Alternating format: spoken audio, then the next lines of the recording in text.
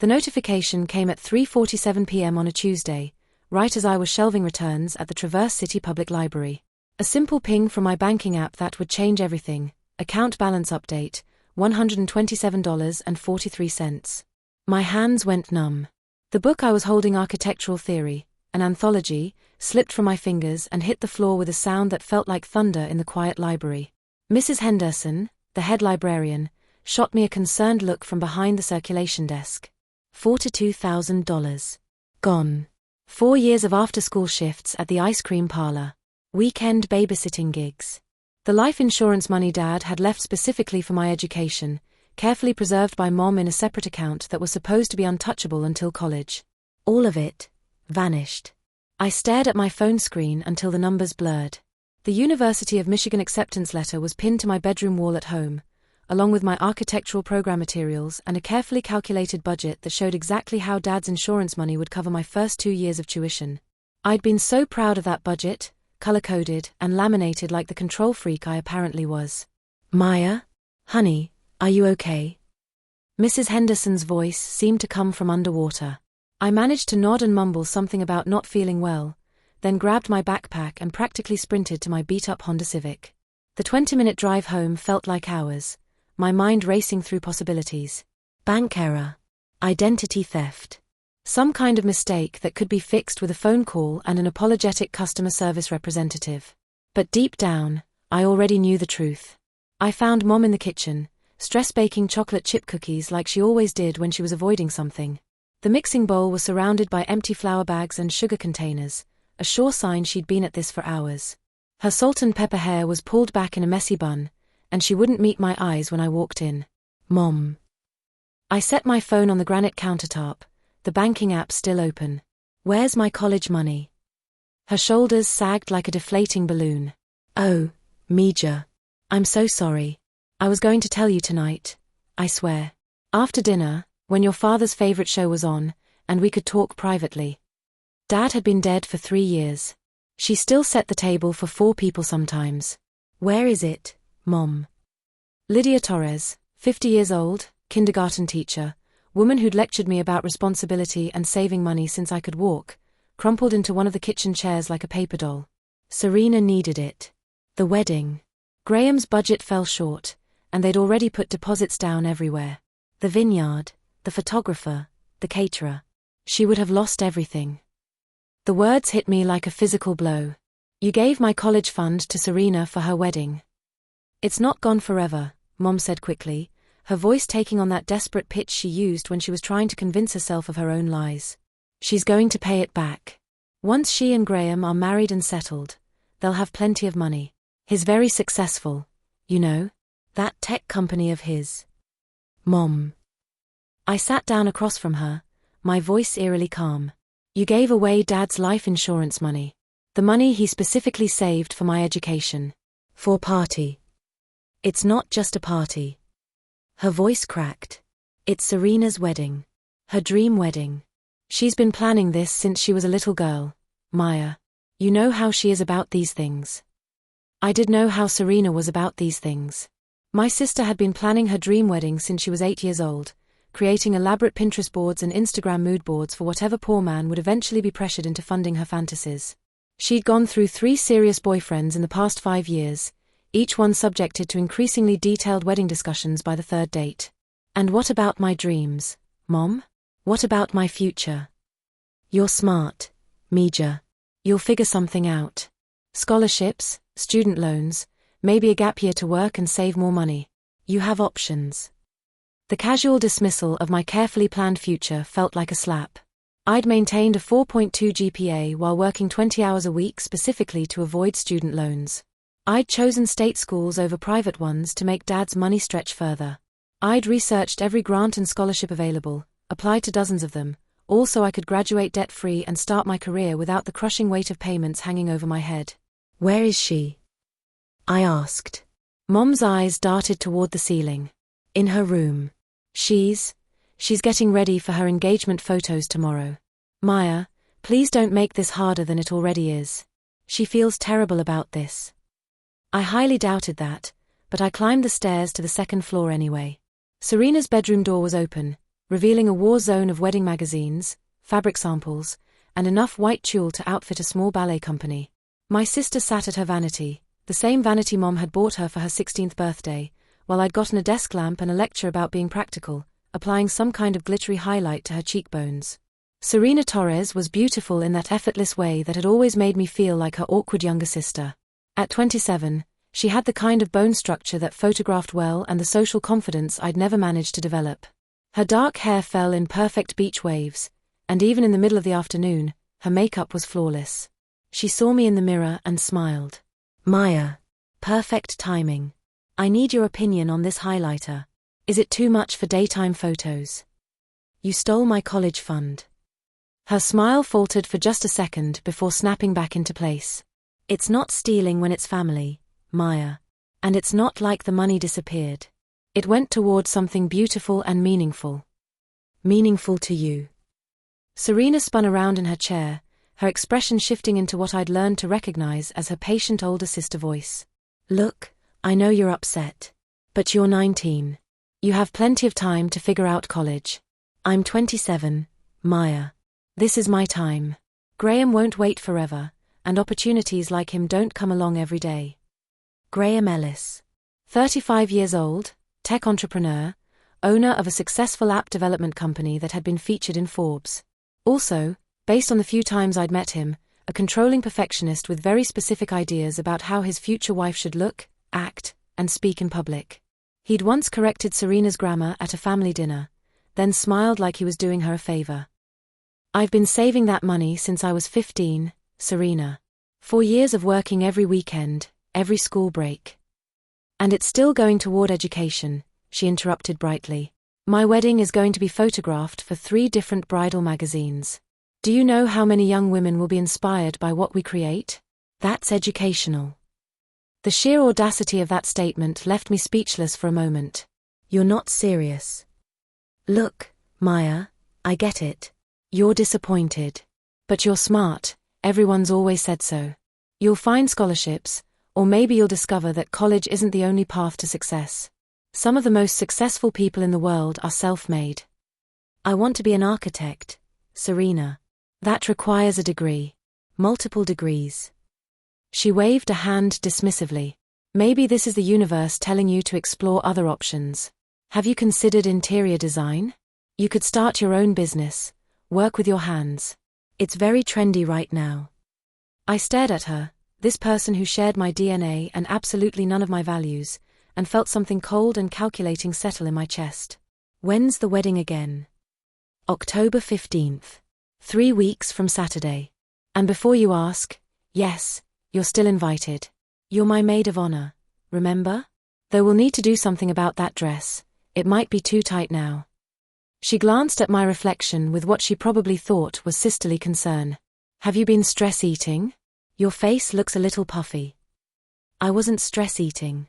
I'd been working double shifts to save money for textbooks and barely had time for regular meals. But vintage Serena, always ready with a backhanded comment disguised as care. "I wouldn't miss it for the world," I said, and meant every word. Something in my tone must have registered because her perfect smile flickered again. But before she could respond, I was already walking away, my mind spinning with possibilities. 3 weeks. 3 weeks to figure out how to make this right. I was halfway down the stairs when I remembered something that had been nagging at me for days. 2 weeks ago, I'd come home from work to find Serena and Graham having what sounded like an argument in the kitchen. I'd only caught fragments through the closed door, something about documents and complications, and Graham's voice, unusually sharp, saying, "This better not come back to bite us, Serena." At the time, I'd assumed it was standard pre-wedding stress. Wedding planning brought out the worst in people, and Serena had been increasingly manic about every detail. But now, with $42,000 of my future funding her dream wedding, those overheard words took on a different significance. I locked myself in my bedroom and opened my laptop. If Serena thought she could steal my future and dismiss it as easily as changing her nail color, she was about to learn that she'd seriously underestimated her quiet, studious little sister. The University of Michigan could wait 1 more year if necessary. But Serena's perfect wedding? That was happening in 3 weeks, whether she was legally allowed to have it or not. The Traverse City Public Library had been my sanctuary since middle school. While other kids spent their afternoons at the mall or hanging out in parking lots, I'd claimed a corner table in the reference section and built myself a fortress of books and study materials. The library was quiet, climate-controlled, and offered unlimited free Wi-Fi, basically everything my chaotic home life wasn't. More importantly, it's where I'd met Julian Rios. Julian was 29, with the kind of unassuming appearance that made people forget he was in the room 5 minutes after meeting him. Average height, brown hair that always looked like he'd run his fingers through it, and dark-rimmed glasses that he constantly pushed up his nose when he was concentrating. He worked as a freelance researcher, which mostly meant helping law firms dig through public records and genealogical databases for cases involving inheritance disputes or property claims. He also had an almost supernatural ability to find information that other people preferred to keep buried. She did what? Julian looked up from the microfiche machine where he'd been scanning old property deeds for a client. We were in the basement archives, the most private area of the library, surrounded by decades of stored documents and the comforting smell of old paper. Stole my entire college fund to pay for her wedding. $42,000, Julian. 4 years of work, plus my dad's life insurance money. Gone. I slumped into the chair next to him, feeling the weight of the past 3 days pressing down on my shoulders. Julian removed his glasses and cleaned them slowly, which I'd learned was his thinking gesture. And your mom just gave it to her. Family comes first, I said, mimicking Mom's voice. Serena needs this more than you do. You're smart, you'll figure something out. Like my entire future is just a minor inconvenience compared to Serena's Pinterest board come to life. That's... He put his glasses back on and shook his head. That's genuinely awful, Maya. I'm sorry. This was why I liked Julian. He didn't try to fix everything or offer empty platitudes about things working out for the best. He just acknowledged that sometimes life was unfair and people you trusted let you down in spectacular ways. The worst part is that she doesn't even feel guilty about it, I continued. She honestly believes she deserves this more than I deserve an education. Like her wedding is some kind of public service. Julian leaned back in his chair, a familiar calculating look crossing his face. You know what you should do? Beat her to the altar. Marry Graham first. Despite everything, I snorted with laughter. Right. I'll just show up at his office with a wedding dress and a priest.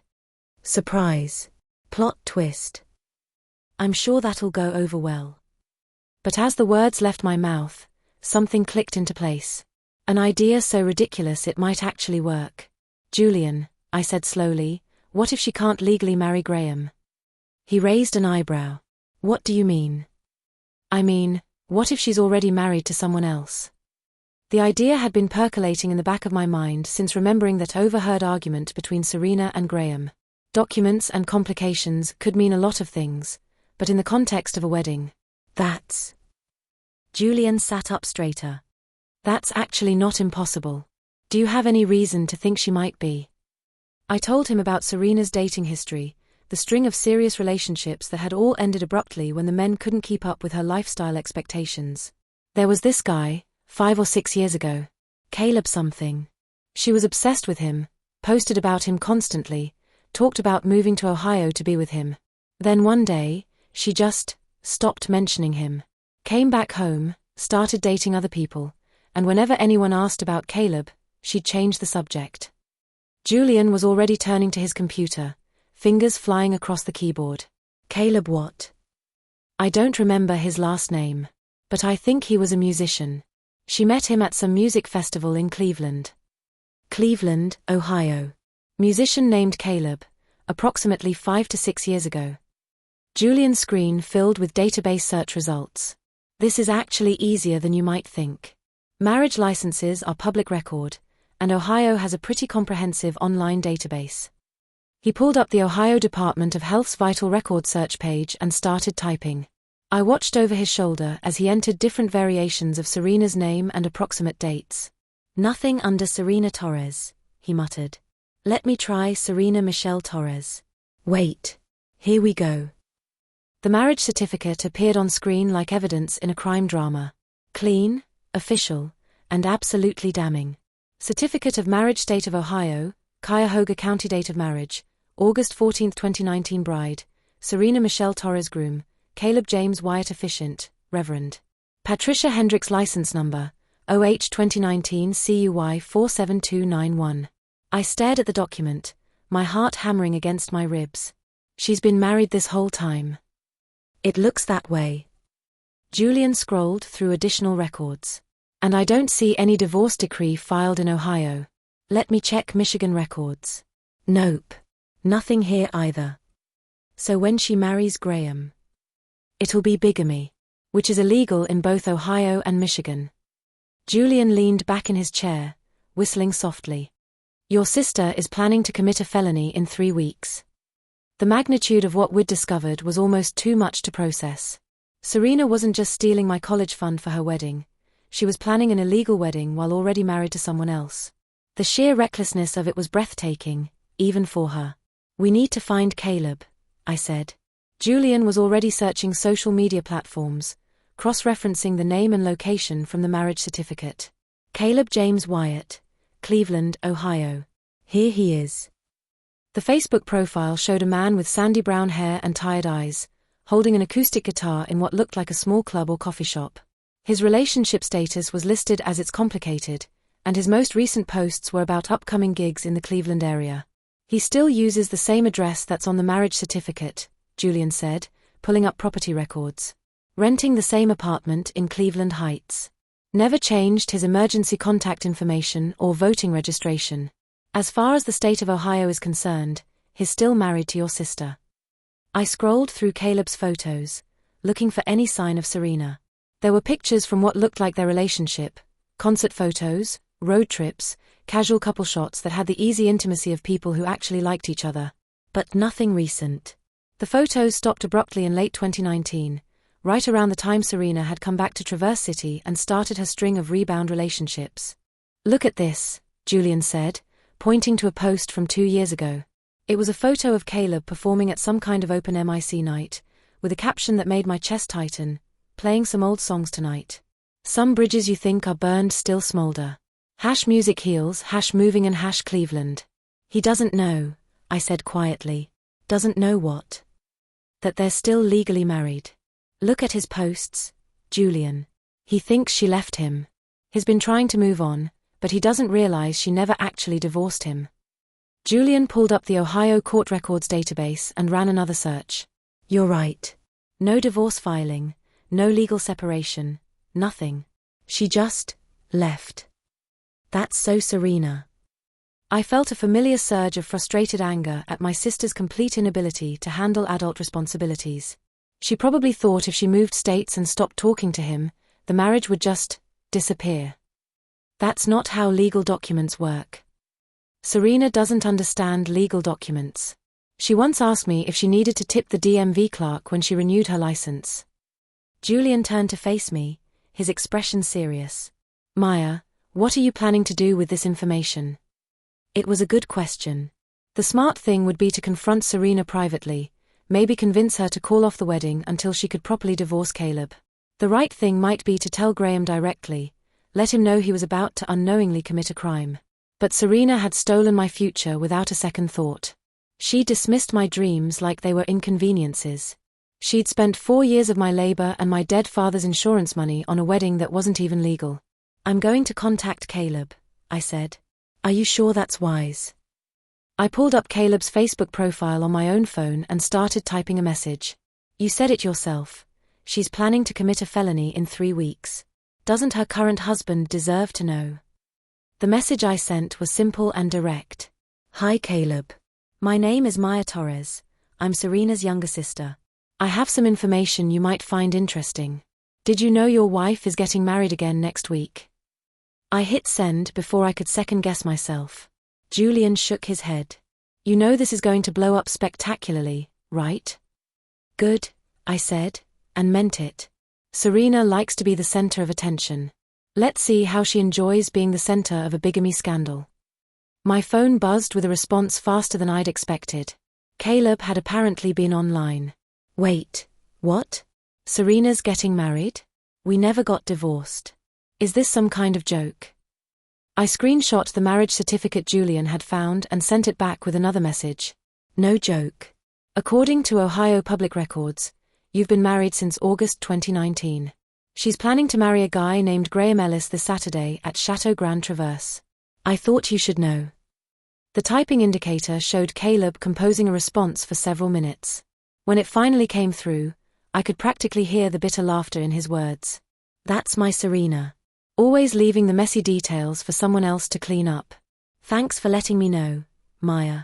I think it's time your sister and I had a conversation about those divorce papers she never bothered to file.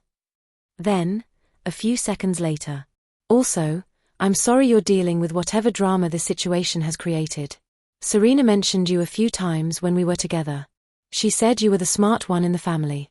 Looks like she was right. I stared at that last message for a long time. Even from a distance of 5 years and several states, Caleb Wyatt understood something about my family dynamics that my own mother couldn't see. He's going to file for divorce now, isn't he? Julian asked, reading over my shoulder. Probably. But that takes time, and the wedding is in 3 weeks. So what's your plan? I looked at the marriage certificate still displayed on Julian's computer screen, then at the messages from Caleb on my phone. Serena had taken my carefully planned future and scattered it to the wind without a moment's hesitation. She'd justified it by claiming I was young and flexible, that I had time to figure things out. Well, she was about to discover just how flexible and creative her little sister could be. I'm going to attend her wedding, I said. And I'm going to make sure everyone knows exactly what kind of ceremony they're witnessing. Chateau Grand Traverse sat on a bluff overlooking Lake Michigan, its sprawling vineyards and stone buildings designed to evoke the kind of European elegance that looked perfect in wedding magazines. It was exactly the sort of venue Serena had dreamed about since we were kids. Expensive, photogenic, and guaranteed to make her feel like she was starring in her own fairy tale. The fact that she'd paid for it with my college fund made every perfectly manicured detail feel like a personal insult. I arrived early, while the vendors were still setting up and Serena was sequestered in the bridal suite for 3 hours of hair and makeup. The October afternoon was crisp and beautiful, with the kind of golden light that photographers charged extra to capture. White chairs arranged in perfect rows faced an altar decorated with cascading roses and eucalyptus. A string quartet tuned their instruments while servers polished crystal glasses for the cocktail hour. It was, objectively, going to be a stunning wedding. The kind of event that would generate hundreds of social media posts and maybe even catch the attention of those bridal magazines Serena was always talking about. Too bad it wasn't going to be legal. I'd spent the past week exchanging messages with Caleb, who had turned out to be surprisingly helpful in documenting the evidence of their still valid marriage. He'd sent me clear photos of their marriage certificate, copies of tax returns where they'd filed jointly. Apparently Serena had done that much correctly before abandoning the relationship, and even screenshots of old social media posts that proved they'd lived together as a married couple. More importantly, Caleb had confirmed that Serena had simply vanished from his life in early 2020 without ever discussing divorce. No fights, no formal separation, no legal proceedings. She'd just stopped responding to his messages and moved back to Michigan, leaving him to assume she'd figure out the paperwork eventually. She always said lawyers were too expensive, Caleb had written in one of our conversations. I guess she thought ignoring the problem would make it go away. Classic Serena. Now, as I watched the wedding party rehearse their processional, I felt a strange sense of calm. This wasn't about revenge, exactly, it was about consequences. For 27 years, Serena had floated through life assuming someone else would clean up her messes. Mom had always covered for her, boyfriends had enabled her, and I'd been too young or too conflict-averse to call her out on her behavior. But stealing my college fund was different. That crossed a line that couldn't be uncrossed, and the fact that she was planning an illegal wedding while she did it was just poetic justice. Maya. Graham's voice interrupted my thoughts. He approached across the vineyard lawn, looking polished and confident in his perfectly tailored tuxedo. I was hoping to catch you before things got crazy. How are you holding up? I know this week has been stressful for everyone. I almost laughed. Graham had no idea exactly how stressful things were about to become. I'm fine, Graham. Ready to celebrate Serena's big day. He smiled that practiced smile he used in his corporate headshots. She's lucky to have such a supportive sister. I know the maid of honor dress situation was challenging. But you look beautiful. The maid of honor dress situation. Right. In all the chaos of planning her illegal wedding, Serena had forgotten to actually order my dress until 2 weeks ago. When it arrived, it was 2 sizes too small and the wrong color, dusty rose instead of the blush pink she'd specifically requested. Rather than deal with exchanges and alterations, she'd suggested I'd just wear something nice from your own closet. I'd bought my own dress for her wedding. A simple navy sheath that fit properly and didn't make me look like I was wearing someone else's laundry. It was professional, understated, and perfect for what I had planned. Thanks, Graham. I hope everything goes smoothly today. Oh, it will. Serena and I have been planning this for months. Every detail has been carefully coordinated. He gestured toward the altar, clearly proud of the elaborate setup. Nothing left to chance. Nothing at all. I asked innocently. Well, there's always some chaos with weddings. But the important things, the venue, the vendors, the legal requirements, all handled weeks ago. The legal requirements. I wondered if Graham had any idea that the marriage license he'd carefully obtained would be worthless the moment he tried to use it. Bigamy voided marriages automatically in Michigan, which meant all his careful planning had been for an elaborate but meaningless ceremony. I should go check on Serena, I said. See if she needs anything. Good idea. She's been nervous all morning, normal bride jitters, but you know how she gets. I did know how Serena got. She'd been increasingly manic all week, posting constant updates about wedding preparations and snapping at anyone who suggested she slow down or delegate some of the tasks.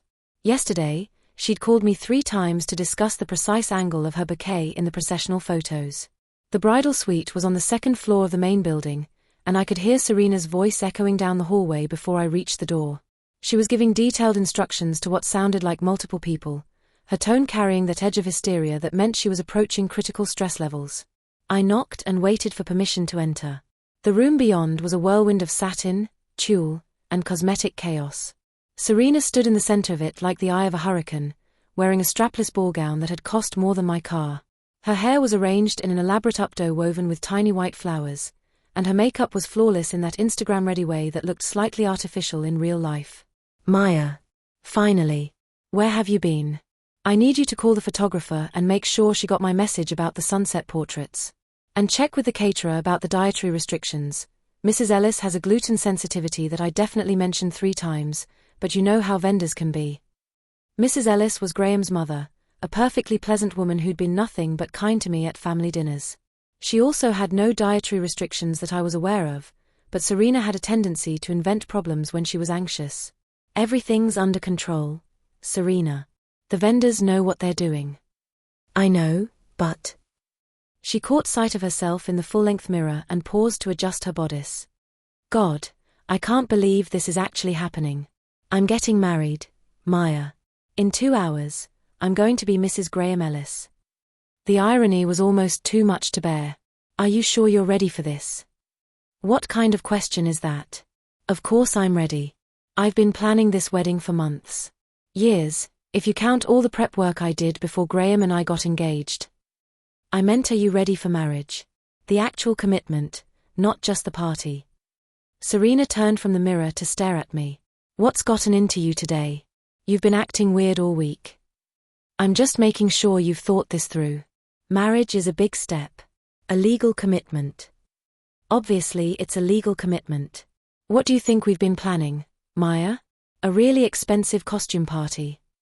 She had no idea how close to the truth that actually was. Have you taken care of all the legal requirements? I pressed. All the paperwork, documentation, previous relationships properly handled. Something flickered across Serena's face, too quick to interpret, but definitely there. What are you talking about? I'm talking about making sure everything is in order. You know, divorce papers properly filed, previous marriages officially ended. That sort of thing. The room went quiet. Serena's makeup artist and hairstylist suddenly found reasons to busy themselves with their equipment, clearly sensing tension in the air. Why would you ask me about divorce papers, Maya? Just making conversation. You've dated a lot of people over the years. I wanted to make sure there weren't any loose ends that might complicate things. Serena's perfect composure cracked slightly. There are no loose ends. Everything is exactly as it should be.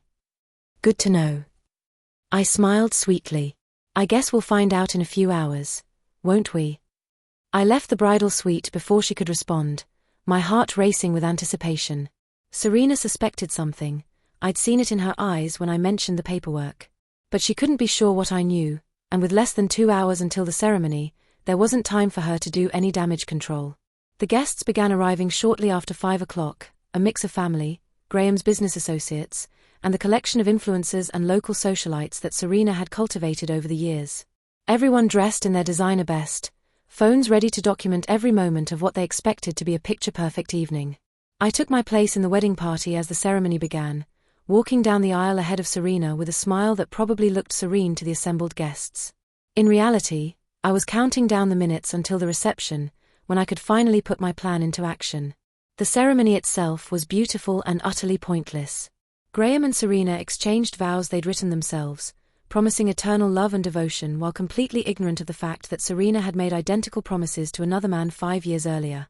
The officiant pronounced them husband and wife, and they kissed while their guests applauded and camera phones flashed. I applauded too, knowing I was probably the only person there who understood the true significance of what we'd just witnessed, an elaborate performance of a marriage that had no legal standing whatsoever. The cocktail hour gave me a chance to position myself strategically for the reception. I found the DJ and had a quiet conversation about the timeline for toasts, making sure I understood exactly when the microphone would be available. I also spotted the professional photographer and videographer, noting their positions and making sure my own phone was fully charged and ready. If this was going to be a disaster, it might as well be a well-documented disaster. Dinner was served at 7:30, with Serena and Graham holding court at the head table while guests mingled and shared stories about the happy couple. The food was excellent, seared salmon with risotto, perfectly prepared vegetables, and a wine selection that probably cost more than most people's monthly rent. Graham's money had bought them a truly impressive reception. Too bad he was going to want it all back by the end of the evening. The toasts began after dinner, starting with Graham's best man, his college roommate, who told a charming story about Graham's perfectionist tendencies and how Serena was the only person who'd ever gotten him to relax and enjoy spontaneity. The irony was devastating. Graham's careful planning and attention to legal details apparently hadn't extended to researching his bride's marital history. Serena's college friend went next, gushing about what an inspiration Serena was and how she'd always known Serena would have the most beautiful wedding. More irony, considering that Serena had already had a wedding, a small ceremony in Ohio with a man who was probably spending this evening playing acoustic guitar in some Cleveland coffee shop, completely unaware that his wife was bigamously remarrying 2 states away. Then it was my turn. I stood up slowly, smoothing my navy dress and walking to the front of the reception area where the DJ handed me the microphone. 200 guests turned to look at me expectantly, phones ready to capture the touching moment when the bride's little sister shared her heartfelt emotions. "Thank you all for being here tonight to celebrate Serena and Graham," I began, my voice carrying clearly across the vineyard reception area. "It means so much to both of them to have all of you witness this special occasion." Serena beamed at me from the head table, probably relieved that I wasn't going to make some awkward speech about the college fund or family drama. Graham nodded approvingly, clearly expecting standard wedding toast material about love and commitment. I've known Serena my whole life, obviously, and I've watched her dream about this day for years. She's always been someone who goes after what she wants, regardless of the consequences or who gets hurt along the way. A few people chuckled, assuming I was making a joke about typical bridal behavior. Serena's smile faltered slightly, but she was probably hoping I was just nervous and stumbling over my words. Serena has always been a dreamer. She dreams big, and she doesn't let little things like budgets or other people's feelings stand in the way of making those dreams come true. Just 3 weeks ago, she needed money for this beautiful wedding, and she didn't hesitate to take my entire college fund to pay for it. The laughter died. Guests glanced at each other uncertainly, not sure if this was still supposed to be funny. $42,000, I continued conversationally. 4 years of my part-time jobs, plus my father's life insurance money that was.